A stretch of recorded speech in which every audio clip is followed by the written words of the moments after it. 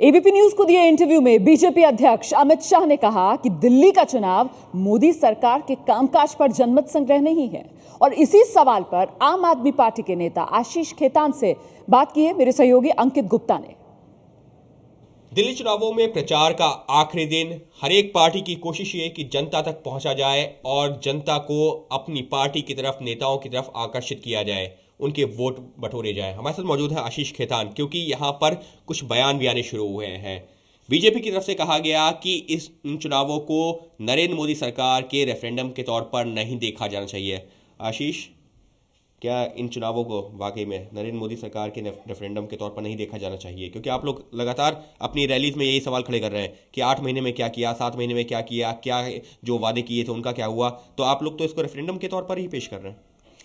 नरेंद्र मोदी जी के ऊपर ये रेफरेंडम नहीं है, माननीय प्रधानमंत्री जी के ऊपर ये रेफरेंडम नहीं है, लेकिन केंद्रीय सरकार के काम करने के तरीके पर, अब तक की नाकामियों पर ये बहुत हद तक रेफरेंडम है।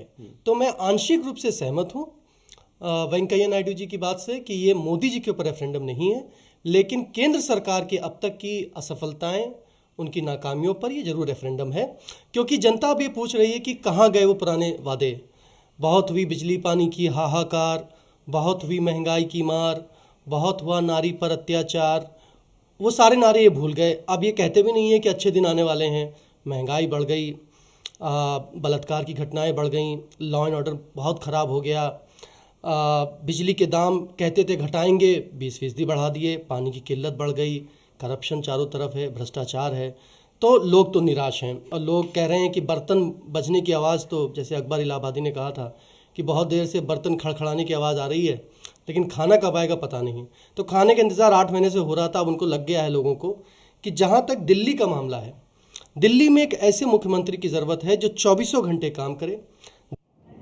तो सुना आपने, आम आदमी पार्टी की तरफ से कहा जा रहा है कि देखिए, केंद्र सरकार की नाकामियों पर यकीनन ये रेफरेंडम होगा। भले ही बीजेपी ये कहे कि मोदी सरकार के कामकाज पर ये जनमत संग्रह नहीं है दिल्ली विधानसभा चुनाव के नतीजे